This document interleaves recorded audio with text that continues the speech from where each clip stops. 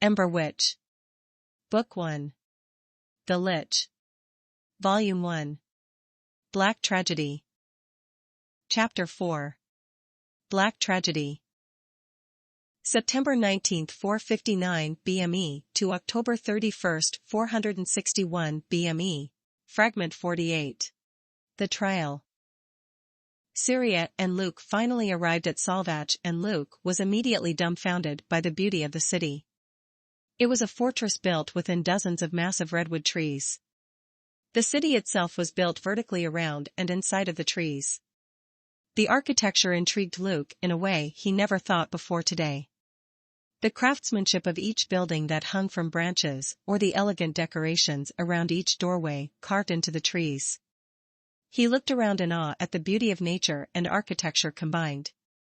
Syrya watched as Luke approached the closest building and ran his hands along the carved wood. "You seem to have a deep interest in architecture," Syrya said after a moment.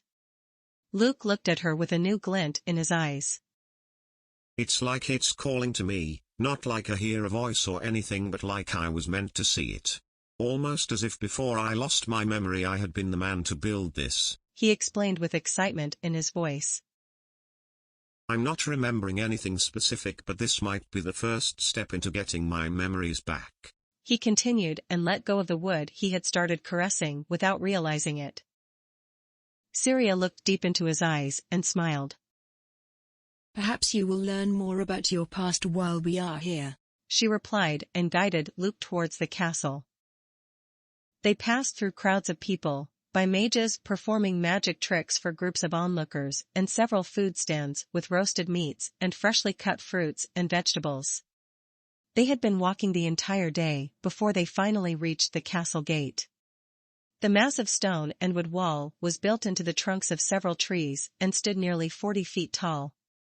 The gate itself was built from solid metal and was adorned with carved flowers, trees, and creatures. A total of 10 guards were posted evenly spaced in a row at the gate. Syrya and Luke approached, and the 2 guards closest to the gate stopped them. "Business with the royal family?" one asked in a higher voice than Luke thought he'd hear from the bulky build of the man. "I am Syrya Vern, a church healer. This is Luke. We have been summoned for his coronation into the Brotherhood and a court summons for me," Syrya answered, then pulled the letter from the king from her bag and handed it to the guard, who looked it over quickly and handed it back to her. "Good luck and congratulations to you," he said, and motioned for the gate to open. Syrya and Luke moved forward and were accompanied by 2 more guards that were posted on the opposite side of the wall.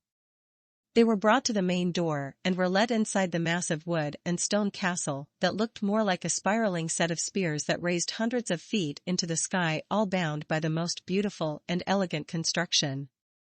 Luke looked at the castle like he had never seen anything like it before.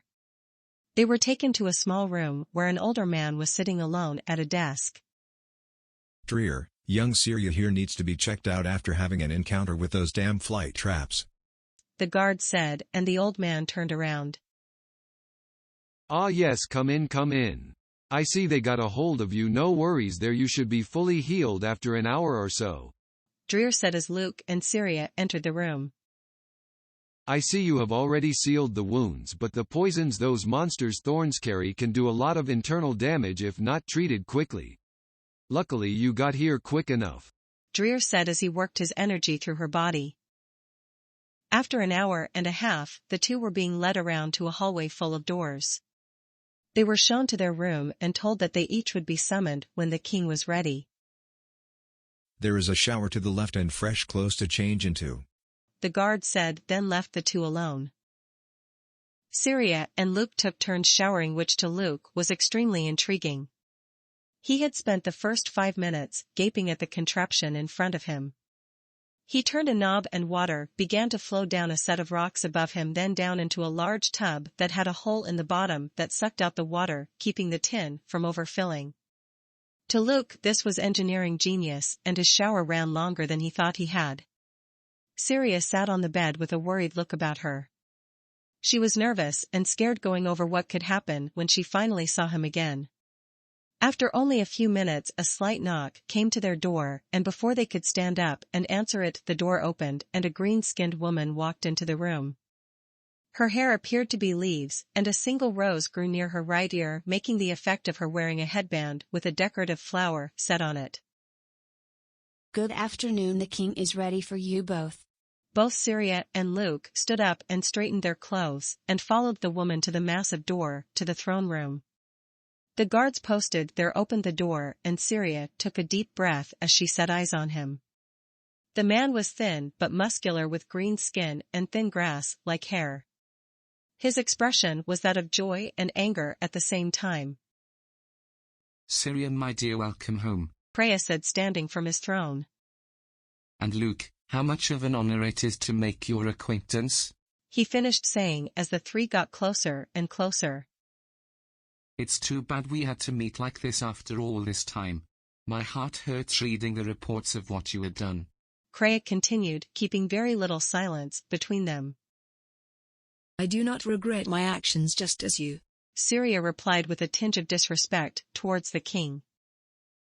As your king, I find it extremely difficult to run this trial, but don't forget that what I did was justified by our history and not because I lost control of my emotions. Do you not remember what I taught you? Cress said with authority, posing the question more as a statement. Luke was just now noticing that a group of people had entered and were sitting in chairs off to one side of the room. Cress turned around and sat down on his throne. Syrya Vern, church healer and half-elven descendant of the travelers, you have been summoned to this court today to be judged for your actions in Meridia City. 1 count of misuse of your power. 1 count of assault. 1 count of attempted murder, and finally 1 count of treason towards the elven crown. As of tradition, you are allowed to state a defense for yourself. Will you do this? Cress said as he looked deep into Syrya with his red cross-shaped eyes. I will, Your Majesty. As healer of the church, I was trained not only in defensive and healing magic but offensive magic as well. I was mandated by my parents to protect and serve the humans of Meridia. During my time on the mainland, I encountered an assassin who revealed to me that she and her clan were responsible for my parents' murder, along with the crazy idea that the Elven Kingdom was plotting an invasion of the mainland. I was attacked and hunted down by this assassin, who I quickly captured and brought to the Human King for crimes against his kingdom. She unfortunately escaped. My actions on that day were rash, but I stand by them. This assassin murdered my parents and threatened not only me but our kingdom and the Human Kingdom as well. My actions were justified by my mandate to protect the humans. Syrya stated with confidence that wasn't at all breaking every second she stood before this man. The man she once called friend. The group of seated guests took notes and listened intently to the story laid before them. And out of all the time you've spent on the mainland, you did not think to contact the church or me for assistance? You assumed that you could handle it yourself, so you continue down that path. It led you straight here, and now this room of your peers will judge you upon your actions and pass a fitting consequence. Cress said, and turned to the group of people all seated off to the right. What about the invasion? Are you truly going to cause a war? Syrya shot out quickly, and to the surprise of herself. You dare ask that? You dare mention that I would attack the lesser race of man? What would I gain from that but a mountain and a destroyed city? There is no invasion. You are simply believing a psychopath who attempted your murder. Let it go, Syrya, it's over. Cress said with rage. Council members, make your case and let's get on to the brighter side of this situation. Cress said, and waved to the group of people who all now stood up. What, no deliberation? You're just going to sentence me? Syrya asked to Cress, who was not in the mood to answer. At the Council's decision, we have agreed that Syrya Wen is innocent of all accusations and will walk as a free woman. However, under these conditions you are effective immediately no longer a church healer. Your status will be stripped and your authority has been taken. Court adjourned. A scrawny old man Syrya recognized as Lyson said for the entire council. Syrya's heart dropped as the words ran through her head. Luke grabbed her hand and she gripped it tightly. Now on to brighter news. We have ourselves a new brother. Luke, step forward. Cress said with a grin that showed he was enjoying her struggle.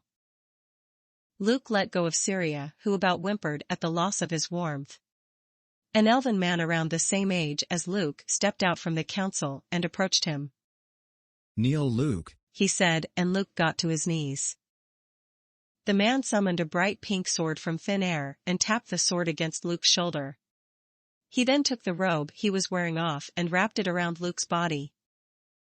"You are here to accept the responsibility of the Brotherhood. Under this position you will be in charge of the teachings and beliefs of our church and the human kingdom. Do you accept this position?" The man asked, and Luke replied with confidence. "I do." "Then I dub thee Brother Luke." The man summoned a ring of pink fire around Luke that grew in size and intensity, then it went out with a flash. Luke stood and bowed to the man, then to the king. "Thank you, Your Majesty," Luke said with respect. "You are free to leave, but Syrya needs to stay. There is a lot I'd like to discuss with her," Cress said, waving Luke towards the door. He bowed again and followed a guard back to his room. Syrya stood in the center of the throne room as everyone else made their way out, leaving her with just the king. "I redacted a lot from your file. The girl you had slept with. The page of the narcosis you destroyed, and the existence of a mage-born human. Tell me the truth, Syrya, what is going on?" Cress asked, and Syrya rolled her eyes.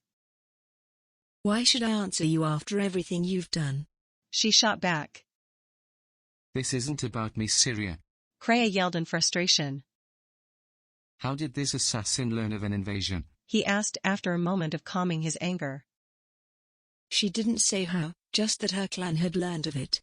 Syrya answered, knowing that his words earlier were lies. "This sets me back years," he raged again, now beginning to glow blue. Syrya didn't draw her magic, but stayed on guard. "You're a monster," she said, looking at him. "How could you do this? How can you continue to live with yourself?" she continued with a tear rolling down her face. "I did it because they were fools. They refused to see the big picture, Syrya. They held me back." "So you murdered them?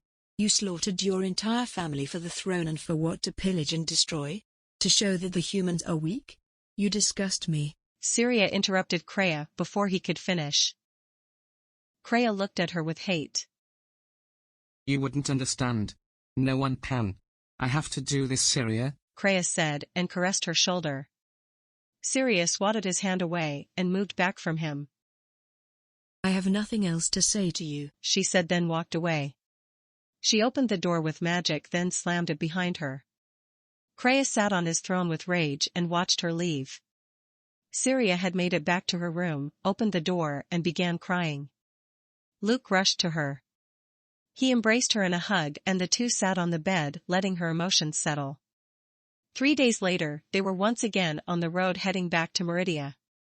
The trip, only lasting a little more than a few months, had broken her in more ways than she could ever imagine.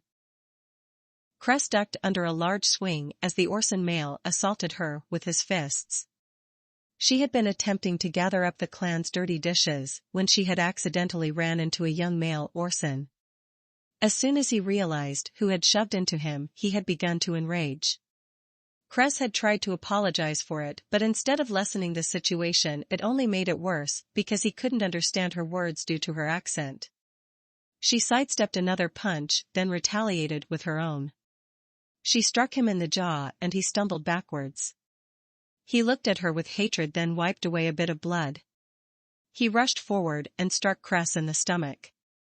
She groaned out, and the crowd that had gathered around them cheered. Neela and Lord Darrow pushed through the crowd to see what the noise was about. Neela, seeing Cress getting beaten, tried to move forward but was stopped by Darrow. "Leave them. If the Shim is beaten, it proves he is weak. If he wins, then Loom is weak," Darrow said, and Neela watched on as Cress took another punch to the face. She backed away as her vision spun around. She put up her arms to defend herself as she regained her composure.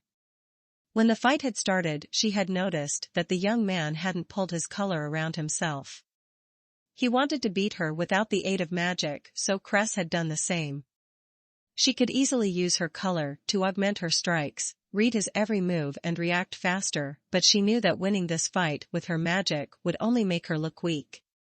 She knew that if she was to use her magic, the Orson would take it as an insult.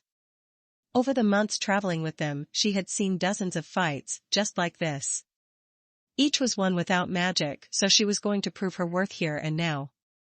She ducked and dodged several more strikes, then spun on her feet, using the boy's next strike as an opportunity to flip over him. She leaped into the air, then landed behind him using her faster speed against him. She performed a low sweep that caused the boy to tumble to the sand. He scrambled back as Cress jumped on top of him. She punched him over and over again until he was crying and bleeding. She stood up, leaving him to his embarrassment and shame. The crowd began booing and hissing as Cress pushed through them. He chose not to use color, he chose to fight like an Orson. That is strength, Lord Darrow said, and Neela watched Cress leave with a large smile.